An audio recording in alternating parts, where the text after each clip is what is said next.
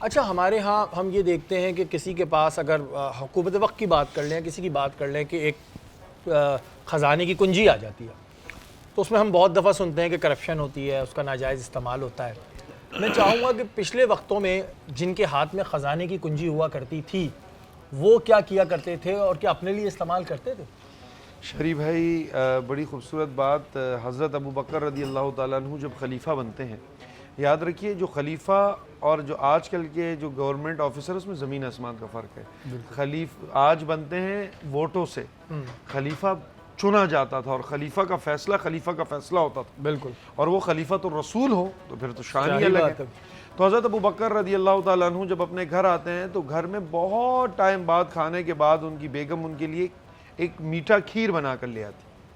تو حضرت ابو بکر صدیق رضی اللہ تعالیٰ عنہ جب کھیر نوش فرماتے ہیں تو اپنی بیگم سے پوچھتے ہیں کیا کسی نے بھیجا ہے توفتاً ہمارے گھر پہ کھیر، کیونکہ اتنے سال ہو گئے ہم نے کبھی کھیر ہی نہیں دیکھی، خلیفہ کے گھر پہ کھیر نہیں دیکھی۔ بیگم کہتی ہے نہیں، کسی نے بھیجا نہیں،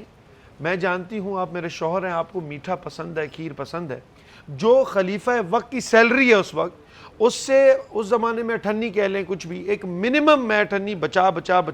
رہی ہوں، اور اتنے مہینوں بعد پیسے بچے کہ ہمارے گھر میں دودھ آ سکا ایکسٹرا اور میں نے یہ کھیر بنا لی۔ حضرت ابو بکر صدیق رضی اللہ تعالیٰ عنہ وہ کھیر چھوڑتے ہیں، اپنے دربار میں جاتے ہیں اور کہتے ہیں میری سیلری سے یہ جو اٹھنی ہے یہ بھی کم کر دو کہ اتنے ٹائم بعد خلیفہ کے گھر میں کھیر بن سکتی ہے۔